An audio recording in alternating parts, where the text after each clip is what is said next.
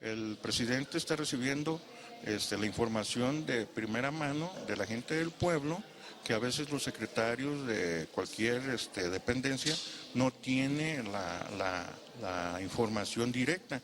Entonces, qué bueno que hace estas reuniones de diálogo. El presidente me pidió mis datos de manera personal, se los llevo en su mano y espero tener una respuesta pronto. Nos permitieron expresar precisamente nuestras opiniones, nuestro sentir. Diálogo Ciudadano es un ejercicio democrático en el que el presidente de la República escucha y responde directamente a las inquietudes de ciudadanos de todas las regiones de México. La selección de participantes para este diálogo ciudadano se realizó a través de un mecanismo aleatorio en el que se contemplaron ciudadanos de todo el país. Este programa fue adecuado para los tiempos en televisión. Agradecemos a todos y cada uno de los ciudadanos que participaron en este intercambio de ideas con el presidente de la República.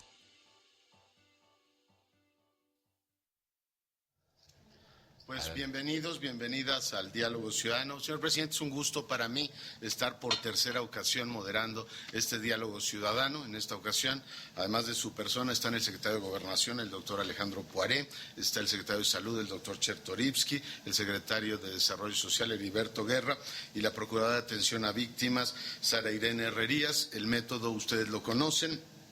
Tengo aquí en la urna 80 nombres de ciudadanas y ciudadanos que le irán formulando, presidente, distintas preguntas que le ruego que atienda. Así es que, si da usted un mensaje de bienvenida, arrancamos. Muchas gracias, don Leonardo Curcio. Pues muchas gracias, amigas y amigos. El objetivo que le he planteado al equipo de Presidencia de la República es que encontremos la manera de acercarnos más a los ciudadanos. Como ustedes saben, yo tengo asesores, secretarios, servidores, pero la verdad es que a mí me preocupa que a lo mejor no siempre me llega directamente la voz de la gente, más o menos qué piensan y qué hacen. Entonces lo que hemos hecho es hacer varios de estos diálogos. Este es probablemente el tercero o el cuarto que hacemos, aparte de otros que he hecho en materia de seguridad, con víctimas de violencia, muchos diálogos. Yo he tratado de platicar con la gente directamente. Y hoy el motivo es el mismo. Se les ha invitado a ustedes aleatoriamente de distintas partes de la República para que podamos platicar en general de los temas que ustedes gusten, en particular de uno que sé que le preocupa a la gran mayoría de los mexicanos. Para muchos ese es el mayor problema que tenemos los mexicanos, que es el tema de la seguridad. Pero la verdad, si ustedes quieren hablar de otro tema o preguntar alguna cosa, como decía aquella película, todo lo que usted siempre quiso saber del presidente, pero pues no temía preguntar, sino simplemente no podía preguntar, pregúntenlo ahora, porque ustedes pues son una expresión de lo que millones y millones de mexicanos piensan. Sé que son pues amas de casa, estudiantes, profesionistas, comerciantes, qué sé yo, pero siéntanse verdaderamente en su casa y estoy a sus órdenes para lo que ustedes quieran comentar con toda libertad. Así que pues a las órdenes. Gracias, señor presidente. Bueno, pues vamos a empezar. Les voy a rogar que se identifiquen, nos recuerden de qué estado vienen y formulen de manera directa la pregunta al presidente. Juan Jesús Vázquez Méndez. ¿Dónde lo tengo? Por favor, le pasamos el micrófono.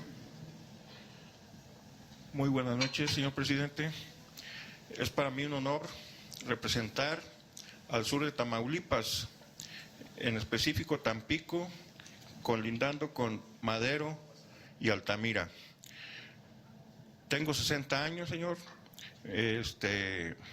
Mi profesión es cooperativista pesquero.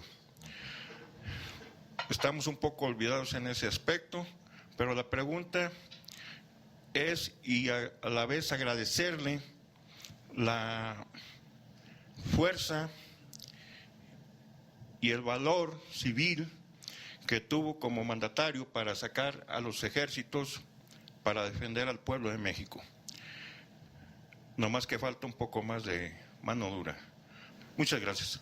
Gracias a usted, don Juan José. Bueno, en primer lugar, le agradezco mucho. Yo sé que Tampico ha sido una zona particularmente lastimada por la delincuencia, concretamente por este grupo del Golfo y de los Zetas, que se dividieron, por cierto, recientemente, y ese pleito que traen entre gente que fueron socios criminales, que se conocen dónde viven, qué policías los encubren, en qué autoridades sobornan, etcétera. Como se conocen así tan al detalle, por eso se matan con tanta virulencia.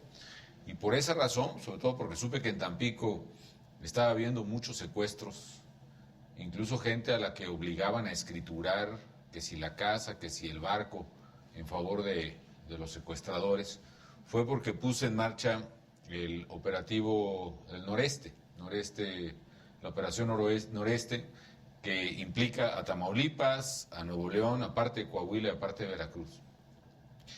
Y efectivamente, en toda esa zona, particularmente en Tampico, el Ejército y la Marina han hecho un papel muy fuerte, han contenido a los criminales y, como usted dice, todavía falta, no es suficiente, pero yo sé, y una de mis mayores preocupaciones es esa: la gente en muchas partes de la República, donde se le dejó a los criminales hacer prácticamente lo que se les da la gana, esa es la verdad, pues dejaron a la gente en manos de esos criminales y antes se dedicaban nada más a vender droga. Y luego, ya que vieron que nadie se les ponía enfrente, empezaron a extorsionar, a secuestrar y, como usted dice, violan, matan, torturan. Y tenemos que hacerles frente, pues, muy firmemente a ello. Ahora, déjeme decir una cosa. Yo sé que a veces a muchos, pues, nos puede ganar la desesperación, el coraje de ver la impunidad con la que actúan estas gentes. Pero me parece que el papel del gobierno no es ni debe ser el de un vengador. El papel del gobierno debe ser alguien que restaure la seguridad e imparta justicia, en este caso a través del Poder Judicial y a través del Ministerio Público, pero no generar una lógica de más sangre y más venganza, que no nos va a llevar definitivamente a nada. Creo que tenemos que mantener como mexicanos la superioridad moral, la superioridad legal y la superioridad ética sobre los criminales que no tienen escrúpulo. Tenemos que ganar sobre la base de que tenemos más credibilidad y más fuerza moral. Ahora, también es muy importante decir una cosa: las Fuerzas Armadas, la Policía Federal en concreto, la Procuraduría General de la República, actúan, y así deben de hacerlo, cuidando los derechos de todos, incluso de las personas a las que están enfrentando. ¿Por qué razón? Porque México tiene un compromiso también con un Estado de Derecho. No queremos abrir una ley de la selva donde a ver quién se rasca con sus uñas y donde prevalezca el más fuerte. Queremos que impere la ley. Y para que impere la ley tenemos que hacerlo sobre la base de respetar los derechos de cada quien. Es difícil, lo sé. Es difícil porque esos criminales, como usted dice, torturan, violan, asesinan, hacen verdaderas cosas que yo ya no veo que sean casi de seres humanos. Están más allá de cualquier sentido de proporción y de violencia. Pero la única manera en que podemos ganar esta batalla es enfrentando a los criminales como lo estamos haciendo, con toda la fuerza del gobierno, en este caso incluyendo las Fuerzas Armadas, por supuesto, pero al mismo tiempo respetando siempre la ley. ¿Por qué? Porque en el momento que dejemos de respetar la ley y los derechos humanos, en ese momento no solo nos volvemos como ellos y perdemos toda autoridad moral, en ese momento violamos también nuestras propias leyes y nos volvemos también tan culpables, o en gran parte culpables en muchas de las cosas que ellos son, y también, además, pues convertimos esto simplemente en un odio de todos contra todos que a nadie nos va a llevar. Es decir, el gobierno, más que un vengador, el gobierno tiene que ser justo y aplicar la ley, que esa es la tarea de cualquier gobernante.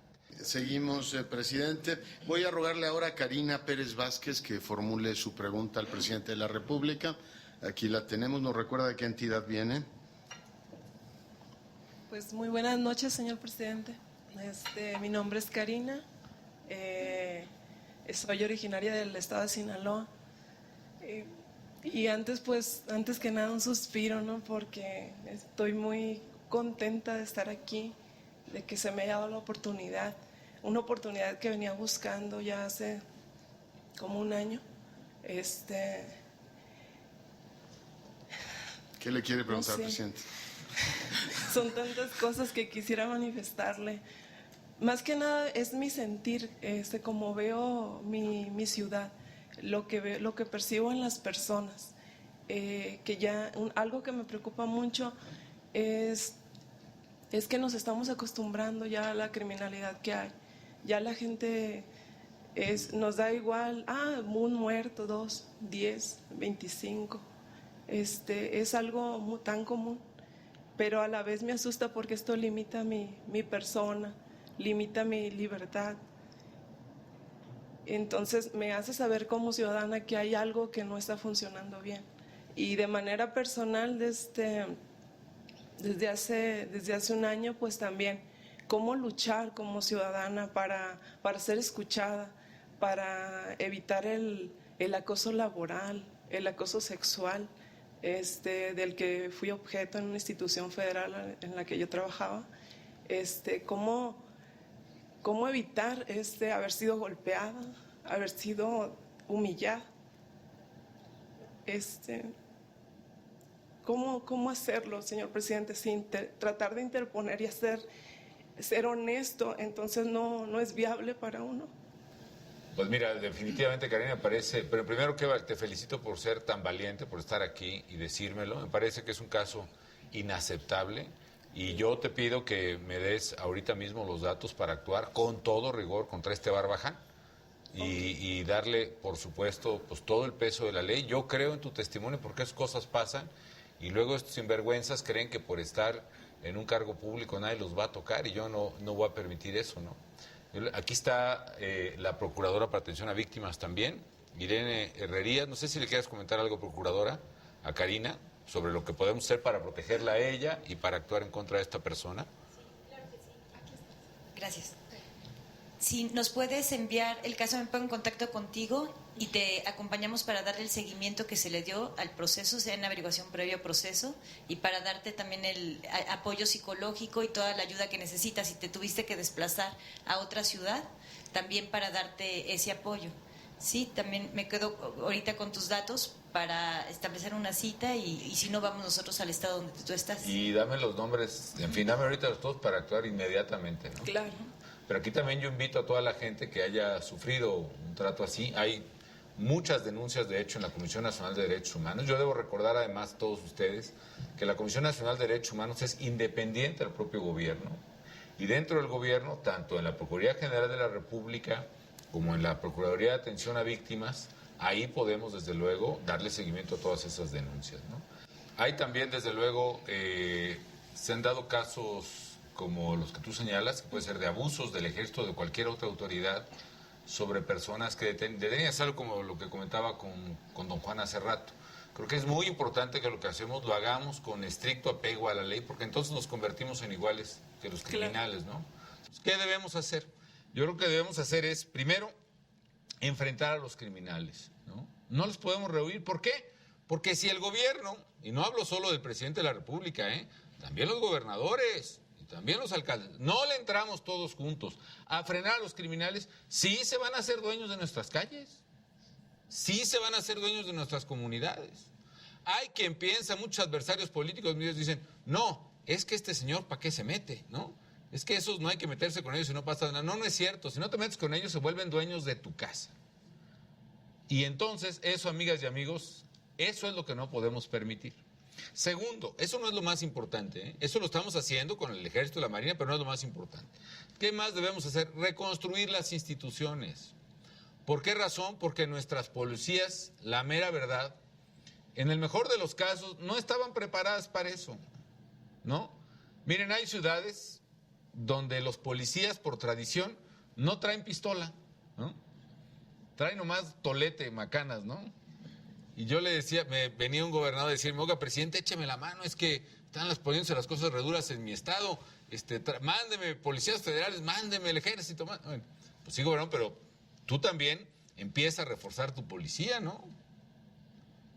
Por ejemplo, ¿qué armamento tiene tu policía en X ciudad? No, ahí puros toletes. Porque ahí la tradición es que todos somos bien buenos y no hay nada. Pues sí, el problema es que tu policía a lo mejor antes se dedicaba nomás a sacar borrachitos de las cantinas, ¿no?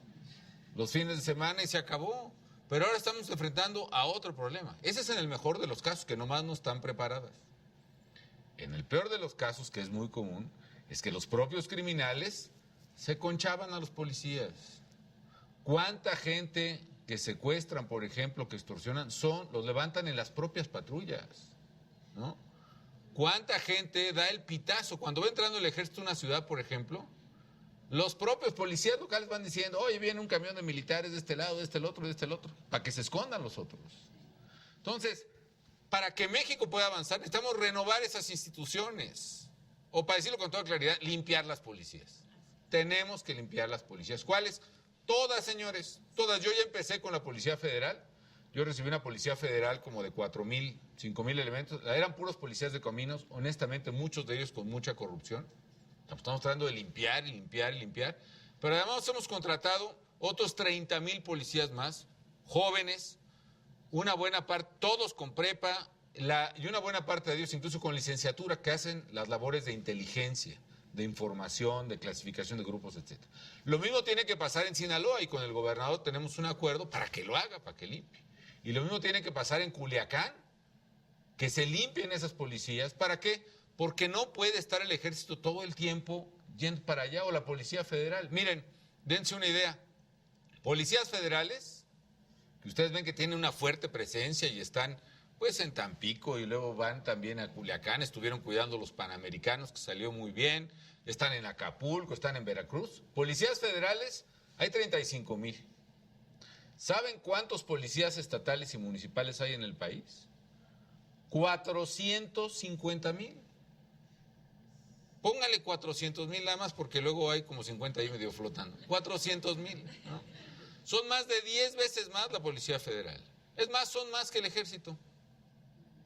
¿Qué pasaría si tuviéramos esos policías confiables, bien armados y operando? México sería mucho más seguro. Entonces, el día en que tengamos policía confiable, en cada punto de la República, en cada estado, ese día la cosa va a cambiar.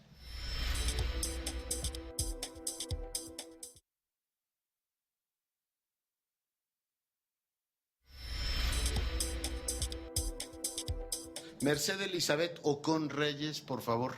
La tenemos allá. ¿Nos recuerda de qué entidad viene? Buenas noches, señor presidente. Mi nombre es Merced Elizabeth Ocon Reyes. Vengo de la ciudad de Chihuahua.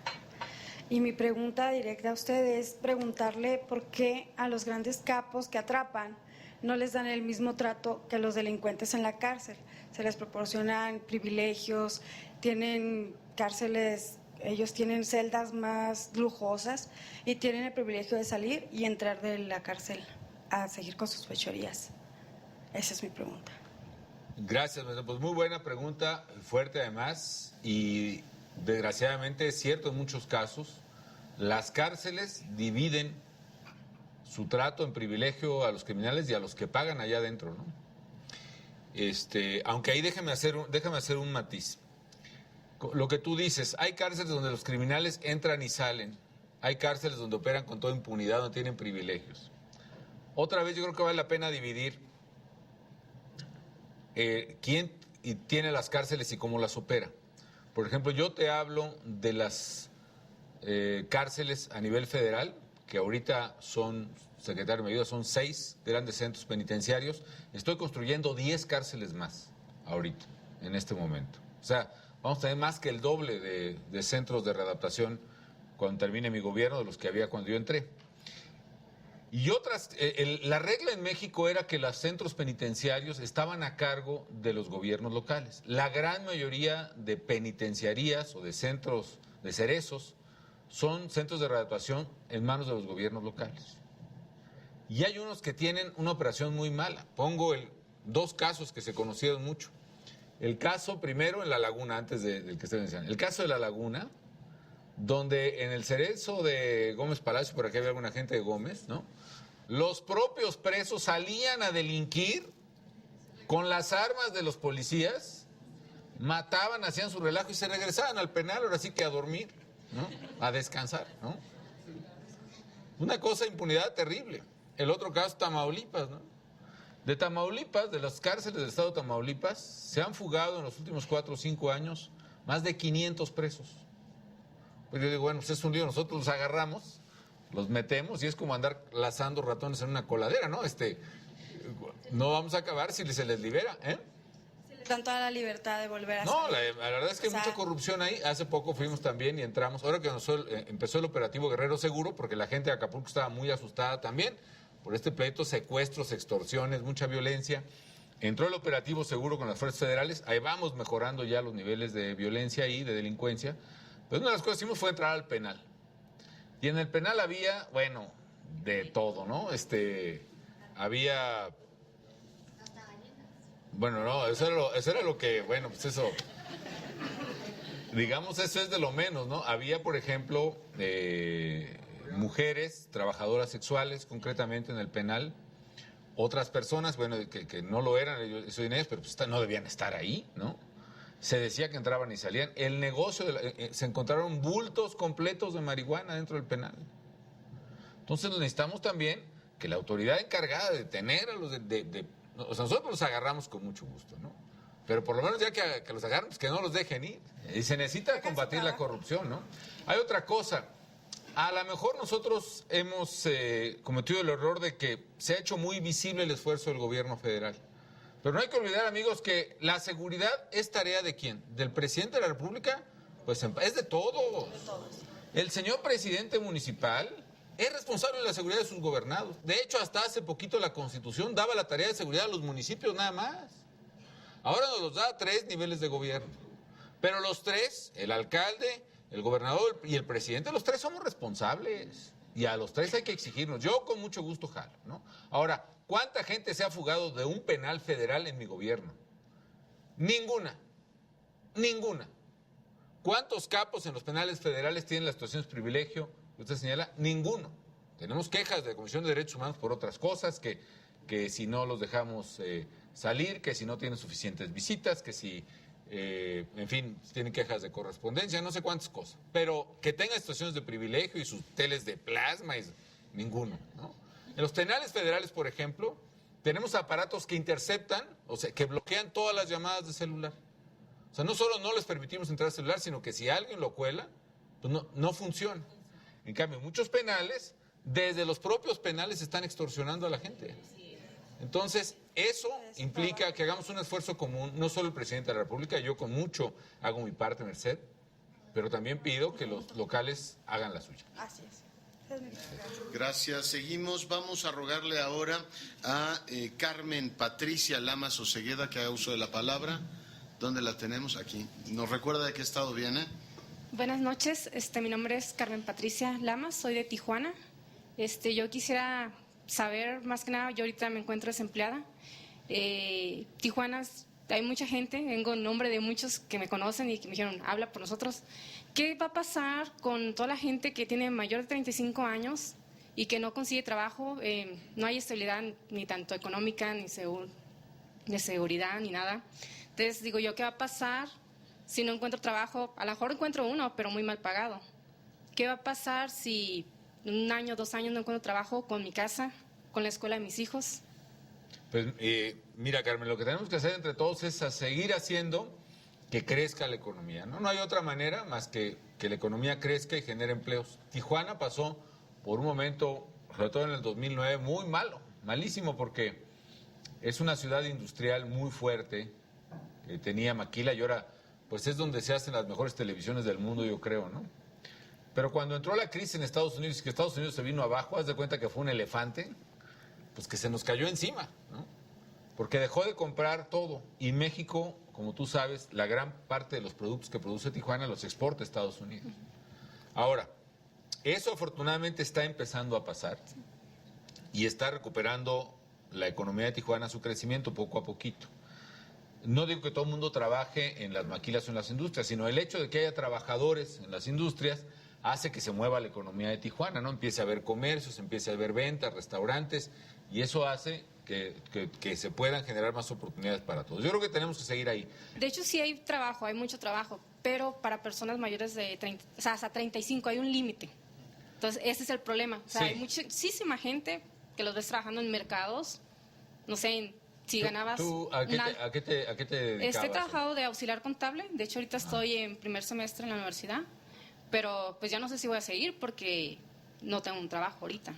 No, yo creo que para empezar sigue adelante y si necesitas un apoyo para la universidad, con mucho gusto aquí vemos cómo te lo damos, pero tienes que seguir. No hay un límite legal, ¿no? Pero sí es un acto de discriminación muy común, ¿no? Gente muy joven, como es tu caso, que de repente ya no le dan oportunidad. Es por una cosa que había sobre todo antes, que para jubilar a la gente, ¿no? Si se contrataba gente de mayor edad, entonces iba a trabajar muy pocos años y la empresa le tenía que jubilar mucho tiempo. Ahora eso ya cambió. Con el sistema que tenemos ahora, que es de ahorro para el retiro, cada quien va haciendo su cuenta individual. Entonces, pero las empresas yo creo que siguen con esa idea de que contratar por gente, pues ahora sí, jovencitos, ¿no? Una idea equivocada. Y también hay otra cosa, Carmen, que es, tenemos que reformar la ley laboral. Porque luego, por garantizar tanto los derechos de los trabajadores, se le pone tan complicado a las empresas que entonces dicen, no, pues yo contrato pues puros chavitos para que no me generen tantos derechos en el tiempo. Entonces, eso que teóricamente la Ley Federal del Trabajo quiere ayudar a los trabajadores, lo que está haciendo es que gente como tú y muchos jóvenes nomás no encuentren trabajo. Por ejemplo, hay señoras, amas de casa, que pueden trabajar perfectamente 3 o 4 horas al día. No, la ley no permite contratar por horas, ¿no? Hay muchachos que están estudiando y quieren trabajar en las tardes o en las mañanas, dependiendo de su horario. No, la ley tampoco permite. De medios turnos. Tenemos que cambiar la Ley Federal del Trabajo y yo he propuesto iniciativas, ya ha habido iniciativas. ¿Y qué falta? Pues ahora sí que a la hora que uno le pide a los diputados, no de todos los partidos, hay partidos que sí jalan, hay partidos que no jalan, ya no digo nombres para no enredarme, pero a la hora que dicen que pues el son de la negra, ¿no? A todos dicen que sí, pero no me dicen cuánto, ¿no?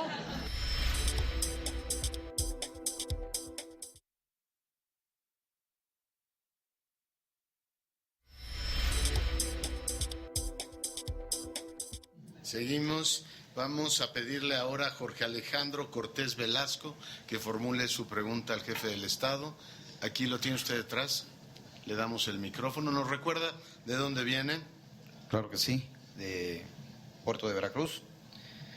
Mi pregunta concreta sería, ¿cuál, señor presidente, es el orgullo que usted tiene en el combate a la delincuencia organizada y al narcotráfico? ¿Y qué le faltaría por hacer? Una extra es, no olvide penalizar a los gobernantes, tanto estatal y municipal, que se han hecho vista gorda y no han atacado en su momento. Muchas gracias, don Jorge. Yo una vez decía, es que para mí fue como si llegas a una casa, ¿no? Y empiezas a ver que pasó una cucaracha por ahí, ¿no? Y otra. Y ya le rascas tantito y le levantaste el tapiz lleno de cucarachas y alacranes y ratas y... No, ya no te queda nomás poner salivita, poner un chicle y pegar el tapiz, ¿no? Arranca el tapiz y limpia y pon todo lo que tengas para limpiar, mano. El tiempo que te tome. ¿Por qué razón? Porque es tu casa. México es nuestra casa. Para combatir la corrupción no hay que olvidar que deben barrerse las escaleras de arriba para abajo. Y desde arriba a ver cómo funciona tu secretario de seguridad. ¿Tú qué compromiso tienes, no? ¿Cómo funciona tu secretario de seguridad? ¿Cómo funciona tu comandante? Tu director de policía. ¿Cómo funciona tu comandante de esta unidad y de esta y de esta? Solo así vamos a tener un día una policía limpia. ¿Cuánto tiempo nos va a llevar sacar las cucarachas de la casa? Pues mucho. Pero el tiempo que se tome... a mí me urge, ciertamente, tengo prisa por hacerlo. Pero no está todo en mis manos. Si todo fuera una policía central, si solo hubiera una policía nacional, por ejemplo, pues sí le digo al director, tú corres a este y este y este y este. Pero si yo me entero que ahí en Veracruz o en Boca del Río hay un agente de tránsito, no sé si se llamen, ¿no? O un policía, uno que sé que está coludido con los criminales, yo como presidente de la República no tengo la facultad de removerlo. A la hora de los derechos y los dineros somos bien federalistas, ¿no? Pero a la hora de los problemas y las responsabilidades somos bien centralistas, allá que lo resuelve el presidente, ¿no? En descargo del gobierno actual de Veracruz, sí estamos encontrando mucha cooperación, tenemos un compromiso y ojalá todos podamos cumplir.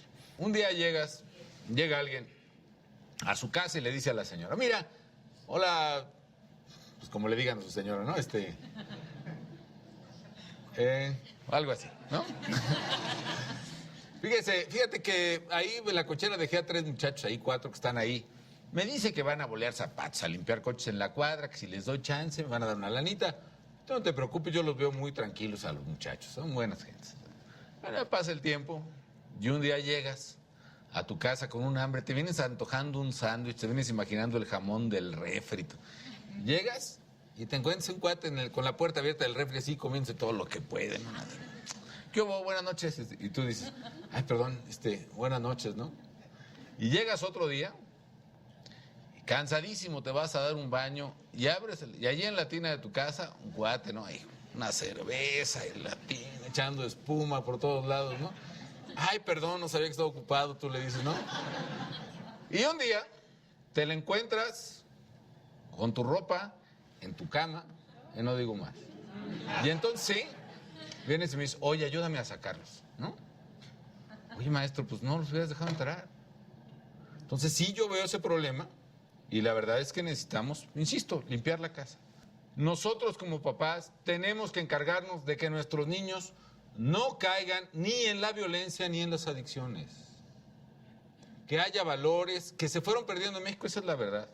Yo no sé qué tiene que ver si se debilitaron las creencias religiosas de la gente, yo no sé si tiene que ver que la educación falló, algo falló. Pero el hecho es que hemos perdido el respeto por la vida, hemos perdido el respeto por el trabajo, hemos perdido el respeto por el valor de la gente, ¿no? Por cierto, hace unos días también allá en Sinaloa me comentaban de un muchacho que violó y asesinó a sus hermanas y a su mamá. O sea, una cosa ya de ¿qué está pasando en México, no? Y la verdad, muchos niños, muchos jóvenes saltan, yo digo, del videojuego y se va formando una cultura, yo no sé si es de agresión, de violencia, de tensión. Por eso es tan importante recuperar valores, lo que yo llamo reconstruir el tejido social, y por eso el gobierno le está metiendo tantas ganas a espacios públicos, ¿no? Por ejemplo, ¿por qué no cuentas tú, secretario, un poquito lo que estamos haciendo en Juárez, ¿no? Heriberto Félix de Cedesol, muy rápidamente, ¿no? Como lo ha dicho el presidente, el combate a la seguridad tiene 3 fases fundamentales. Combate frontal, el fortalecimiento de las policías, de las instituciones y la recuperación del tejido social. Una expresión que escuché en Juárez hace 9 meses de un grupo de chavos de una banda delictiva.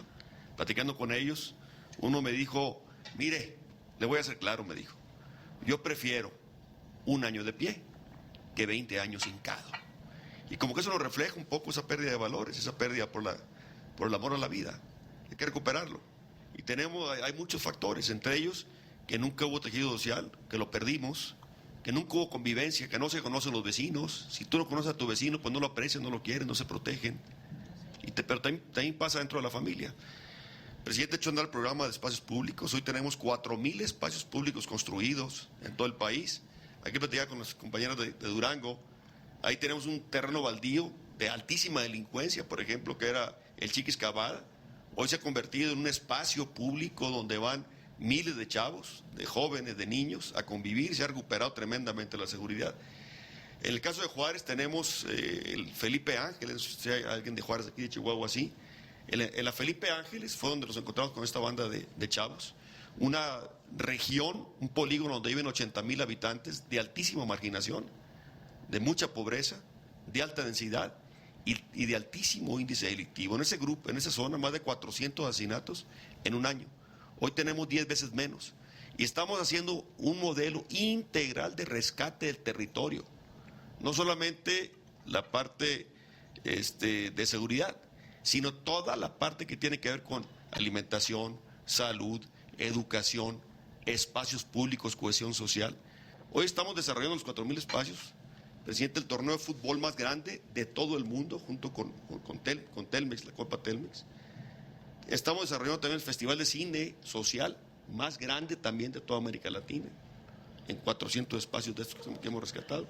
En fin, todo un rescate de esa convivencia, ese tejido social, que en muchos lugares nunca lo hubo y en muchos otros lugares se perdió. Hoy miles de chavos en Juárez nos dicen, presidente, que hoy, gracias a lo que estamos haciendo, son parte de una banda de música y no de una banda delictiva, que hoy se consideran becarios y no sicarios, que hoy pueden competir y lo prefieren así, por un torneo o por un trofeo de fútbol, que por un mercado para vender drogas. Estos chavos, hoy, hace un par de semanas, los chavos un palomazo con ellos ahí, traen una banda de música, tocaron de manera muy simbólica con la Orquesta Sinfónica de Alientos de Ciudad Juárez. Y hoy, esos mismos que lo dijeron hace 9 meses, prefieren 1 año de pie que 20 años hincado. Nos dijeron, preferimos mejor toda una vida de pie. Gracias, secretario. Estamos en el diálogo ciudadano con el presidente Felipe Calderón. Vamos a hacer una brevísima pausa, continuamos en un instante.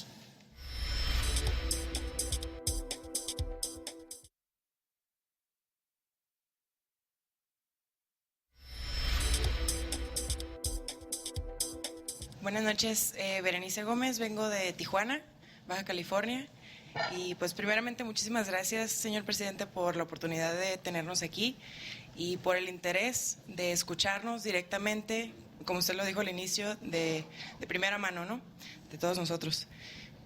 Mi pregunta es sobre la educación. ¿Por qué no invertir más en educación? Enfocamos mucho en seguridad y, bueno, gracias a Dios, al menos en Tijuana ya estamos saliendo de eso. Con mucho gusto, Berenice. Bueno, primero déjame rescatar lo último que señalas, que es en Tijuana, que ya están saliendo de eso. Y qué bueno, porque también Tijuana pasó por un momento bien difícil. Yo recuerdo cuando todavía era candidato a la presidencia de la República, que me reuní con un grupo de personas de Tijuana que querían plantearme algunas cosas de seguridad. Bueno, fue un lío hasta reunirnos, ¿no? Tuvo que ser en una casa, medio escondidas. No querían que supiera nadie, pidieron que yo fuera solo, con mucho gusto fui solo, pidieron que no hubiera prensa, por supuesto, pidieron que no se enterara la autoridad que estaba ahí, porque tenían miedo, y me dijeron todas las trapacerías que estaban sufriendo, secuestros, extorsiones, asesinatos, en fin. Y lo que hicimos en Tijuana fue precisamente, uno de los primeros operativos que hice fue, otra vez, mandar fuerzas federales, depurar a la policía. Ahí conté afortunadamente también con el apoyo del gobernador y del entonces alcalde de Tijuana, y logramos ir depurando a la policía, a grado tal que la policía de Tijuana ya empezó a actuar no en favor de los malos, sino en contra de los malos. Y un momento incluso bien difícil, que hasta los criminales llegaron a decir: si siguen actuando contra nosotros vamos a matar 2 policías cada semana. Y no cejamos, nos mantuvimos firmes. Sí, desgraciadamente asesinaron a algunos servidores, pero afortunadamente Tijuana le pudo dar la vuelta.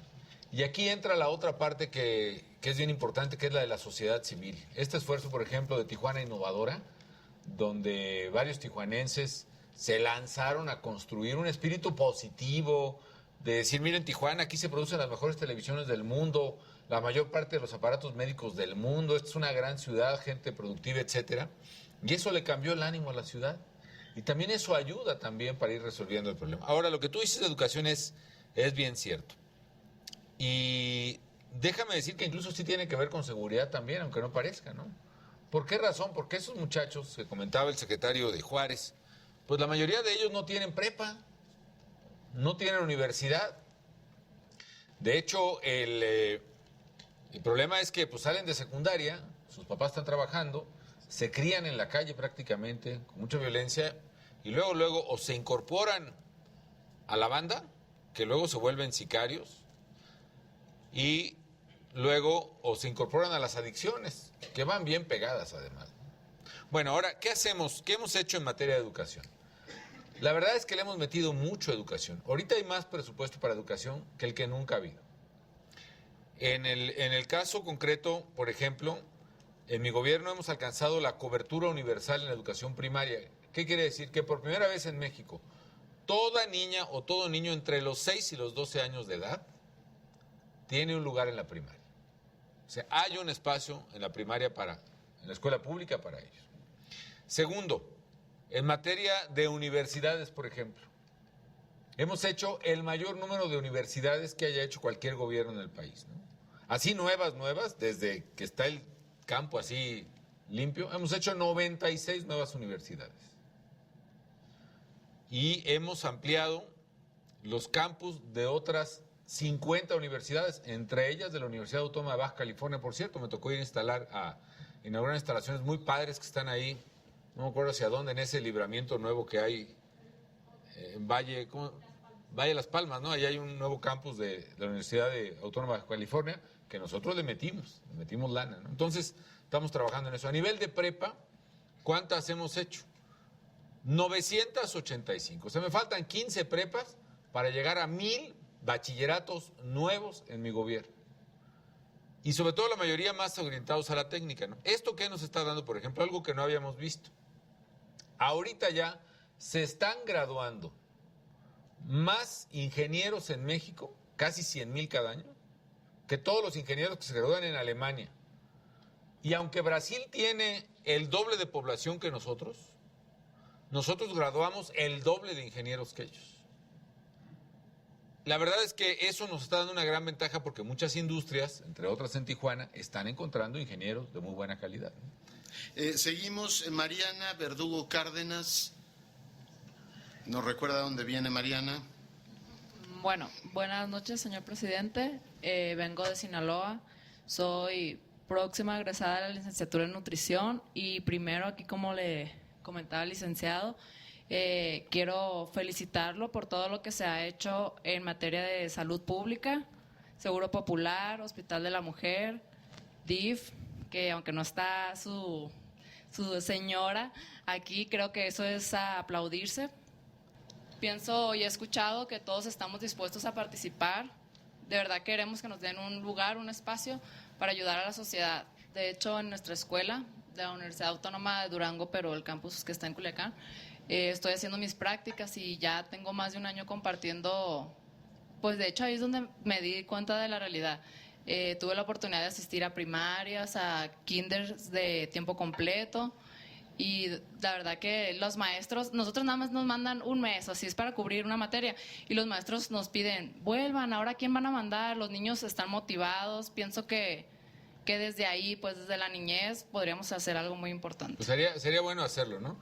Una última que a mí sí me interesa mucho, que otra vez vincula salud con seguridad, ¿no? Que es el tema de las adicciones. La verdad, la bronca empieza porque va creciendo las adicciones en México. Entonces, el niño que desde la primaria ya le están dando droga, se la regalan en la puerta de la escuela, ¿no? Además, deliberadamente, para que el niño empiece a tener la adicción. Y ya que el niño necesita la droga, la marihuana o lo que sea, el niño empieza a buscar, pues ya no se la regalan, ¿no? Ahora te la voy a vender. Oye, pues va el niño y abre el monedero de la mamá, ¿no?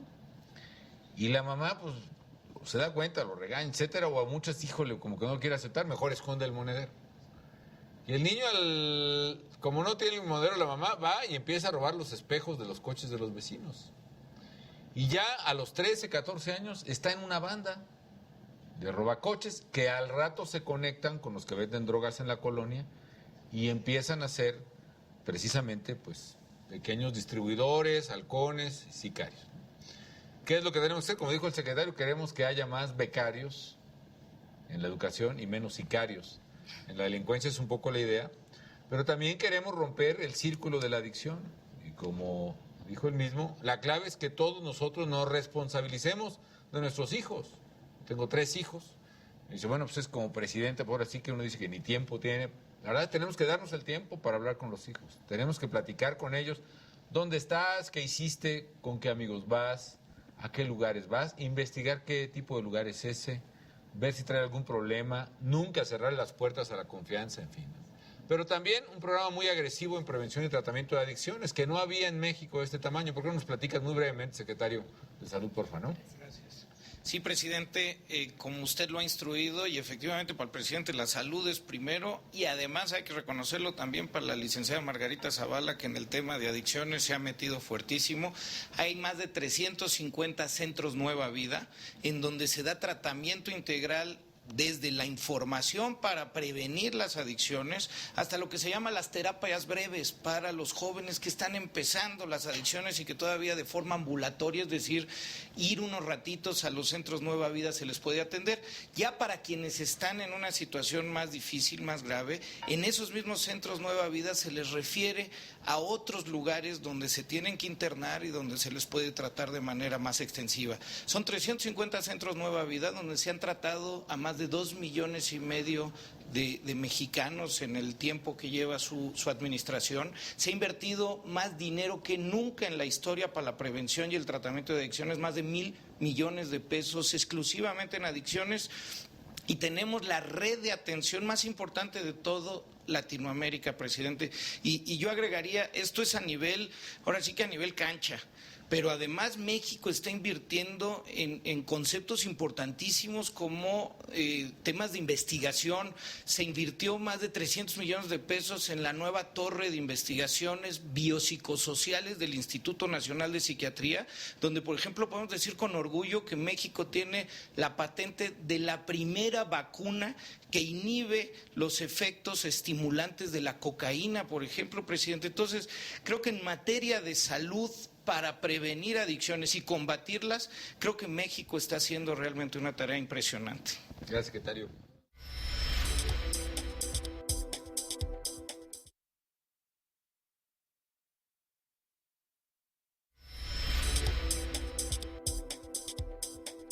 Buenas noches, señor presidente. Mi nombre es Jaime Guillén Ginori, vengo de Morelia, Michoacán. Paisano. Gracias. Sí, mi preocupación es, primeramente, mi familia, mi empleo y mi país. ¿Sí? Para ello, ¿qué es lo que tiene pensado el gobierno federal para garantizar a cada una de las familias un trabajo o un empleo de forma permanente? Porque muchos somos empleados temporales, ¿no? Con ello, poder garantizar en el INEGI. Ajá, okay. Sí. Con ello poder garantizar la satisfacción de las necesidades básicas de cada una de las familias, como son el contar con una vivienda, una alimentación, como comentaba la señorita, sana y suficiente para el buen desarrollo de los niños y acceso a los niveles educativos y a los servicios de salud. Básicamente, paisano, dos cosas fundamentales. Una es cómo ayudar a la gente más pobre por una parte, y ahí tenemos programas que buscan esa equidad. Tenemos el programa Oportunidades, que le da un ingreso, aproximadamente son, ¿cuánto es, secretario, de oportunidades en promedio? 800 pesos al mes. 800 pesos al mes en promedio, y si la mamá tiene niños en la escuela, la beca les permite que el programa llegue hasta 2.500, 2.800 pesos al mes, que es una ayuda. Tenemos el programa de Seguro Popular, que ya comentábamos, que le da médico, medicinas, tratamiento y hospital a cualquier persona, que también le ayuda a la gente más pobre que no puede pagar un doctor. Y otros programas como el 70 y más, donde le estamos dando dinero a las personas mayores más pobres, de 70 años o más, que 500 pesos que de otra manera no recibían al mes. Entonces, por un lado son las políticas que combaten la pobreza. Ahora tú eres bien específico y dices, ¿cuáles son las que promueven el empleo? Y aquí tenemos que tener bien presente que solo puede haber más empleos si crece nuestra economía. Y para que crezca la economía es importante que todos sepamos que solo hay una palabra mágica, una sola: inversión. Necesitamos que alguien invierta. ¿Que invierta en qué? Que invierta en un hotel, ahí para que conozcan ese patrimonio cultural de la humanidad que es Morelia. Necesitamos que invierta en hoteles, en turismo. Que inviertan en una fábrica, desde ates hasta coches, ¿no? Que inviertan en un invernadero, que inviertan en lo que sea, pero que inviertan. Y por eso México necesitamos generar condiciones de inversión. ¿Qué es lo que busca un inversionista que va a decir, yo voy a invertir $1 millón de pesos o de dólares, o 100 millones de dólares, o 1,000? Primero yo quiero certeza y seguridad, ¿no? Por eso es tan importante que el gobierno federal y los gobiernos locales tengan políticas de certeza, que no estén amenazando a los inversionistas, y también que los inversionistas vean que tenemos un compromiso claro con la seguridad de ellos y de sus trabajadores. Y México es muy bueno, somos muy buenos de veras para exportar, somos de los principales países exportadores del mundo. Desde coches, televisiones, somos el primer fabricante del mundo de teléfonos celulares, por ejemplo. El 65% de los BlackBerrys, por ejemplo, que es uno de los teléfonos más populares del mundo, se fabrican aquí en México, en Guadalajara, por cierto. En fin, tenemos que promover la competitividad de México y en eso estamos trabajando, eso genera empleo. Vamos a pedirle ahora a Luis Gerardo Rodríguez Valleza que haga uso de la palabra, ahí lo tenemos. ¿De dónde vienes, Luis Gerardo? Primero que nada, buenas noches, es un placer estar aquí con el señor presidente y vengo de Monterrey, Nuevo León. Tengo 20 años y soy estudiante. Mi comentario o mi pregunta era, ¿por qué? Bueno, al menos en Monterrey, ahorita los delincuentes son puros chavos menores de edad. ¿por qué no igualar la ley igual que los mayores? Que tengan la misma regla, vaya, el mismo tiempo de encarcelamiento y todo. Porque al igual los ocupan porque son menores de edad y los utilizan por eso, porque entran y salen. ¿Y por qué no darles un mayor plazo en la cárcel? Pues buena pregunta, Luis. La verdad es que efectivamente, como tú dices, de acuerdo con nuestra ley, el que es menor de 18 años, pues teóricamente no comete delitos, ¿no? Yo digo que es teóricamente eso, porque yo creo que, como ocurre en muchos países del mundo, aunque tú no cumplas 18 años, tienes plena conciencia de lo que haces. Yo, de mi parte, ¿qué creo que debemos hacer? Creo que debe aprobarse una legislación que también está pidiendo en el Congreso para el tratamiento de jóvenes, adolescentes que no cumplen los 18 años, pero que estamos en el peor de los mundos ahorita, porque ni los penalizamos ni los rehabilitamos. Entonces el juez dice, el señor asaltó con una pistola en un microbús. ¿Cuántos años tienes? Tengo 16 años, tengo 15 años. Bueno, pues menor de edad, no es delincuente porque es menor de edad, pues a su casa. O lo meten ahí a pues a uno de estos centros de rehabilitación de adolescentes, cambian de nombre estado por estado, pero rápidamente salen, o también ya cumplen 18 años y se van. Yo creo que necesitamos un régimen especial, que no sea meterlos a la cárcel, digamos, donde hay delincuentes muy perversos y que nomás los van a contaminar más, pero sí un programa de rehabilitación mucho más enfocado, mucho más decidido, y también dependiendo de la peligrosidad, también de confinamiento. La siguiente pregunta, gracias. Josefina Talamantes, por favor, nos recuerda de dónde viene. Aquí la tenemos. Buenas noches, señor presidente. Soy Josefina Talamantes Romo, de Gómez Palacio, Durango.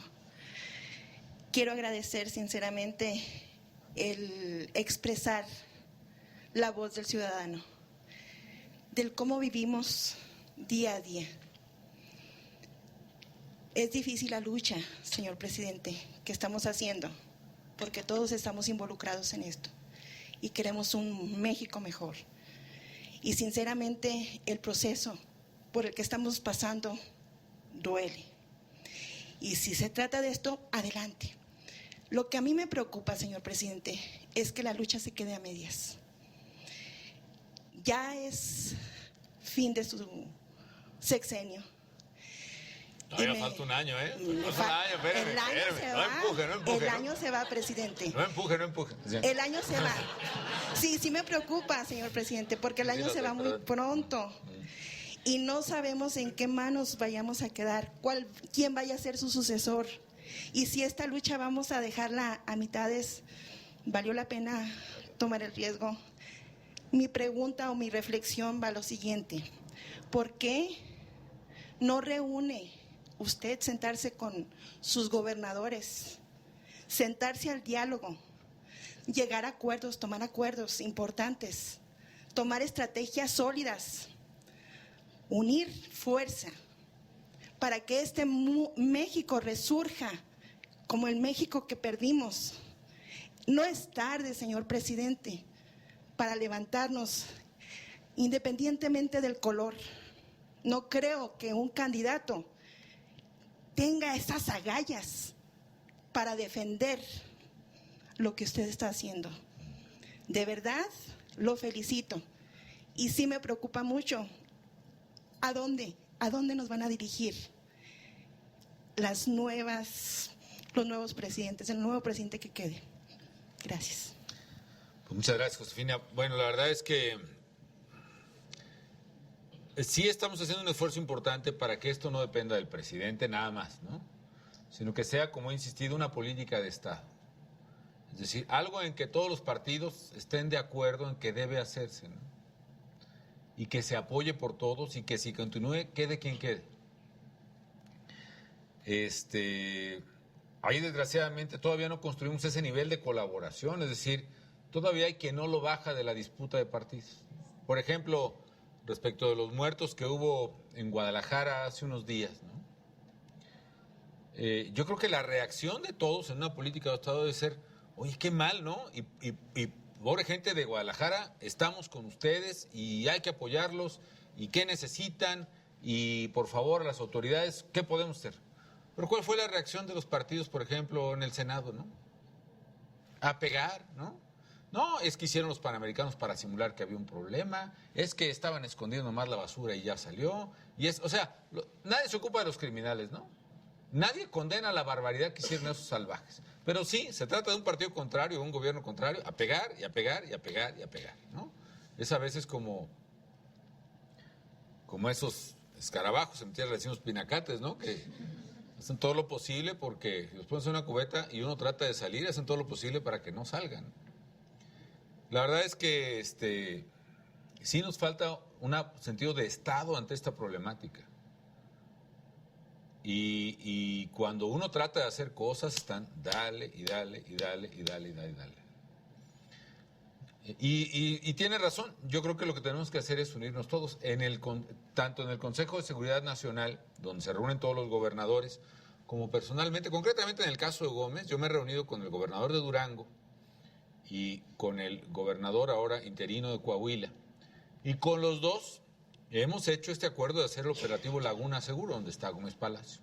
Va funcionando poco a poco. También el ejército lo está coordinando y vamos también avanzando fuertemente, reduciendo la criminalidad ahí. Necesitamos que eso se haga sobre bases permanentes que no dependan de la voluntad mía o de ellos, ¿no? Y por eso hicimos la Ley de Seguridad Pública y por eso también propuse al Congreso la Ley de Seguridad Nacional, que esto sea un tema que trascienda a los gobiernos. Ahora también, Josefina, debo decir con toda honestidad que esto de seguir o no, pues yo creo que es un deber de cualquier gobernante.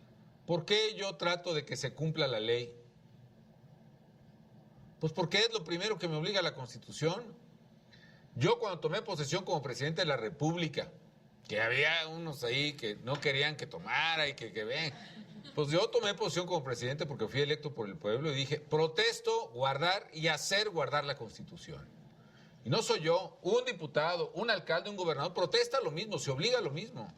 Si los gobernantes renunciamos a nuestro deber de guardar y hacer guardar la Constitución, ¿para qué somos gobernantes? ¿Para regalar despensas? No, pues eso los puede hacer cualquier tienda comercial. ¿Para qué somos gobernantes? ¿Para llevar shows y artistas a divertir a la gente? Pues eso que lo haga las teles. Somos gobernantes para hacer cumplir la ley, con todos los sacrificios y esfuerzo que implica. ¿Que es difícil? Pues sí. Por eso decía algún artista en un comercial, ¿no? Si las cosas que valen la pena fueran fáciles, cualquiera las haría, ¿no? Yo creo que es una obligación del gobernante y el que venga detrás de mí o la que venga detrás de mí, pues tendrá que seguir. Ahora también, yo creo que eso depende, pues también de la voluntad de quien siga, ¿no? Y eso depende de los ciudadanos también en última instancia, ¿no? Los ciudadanos tienen que fijarse muy bien pues, quién sigue para ver si va a continuar o no va a continuar. A lo mejor a la gente no le gusta que continúe la estrategia. Hay mucha gente que dice, y yo no, déjame decir que no es por razones políticas, está mal la estrategia. El error fue haber combatido a los criminales.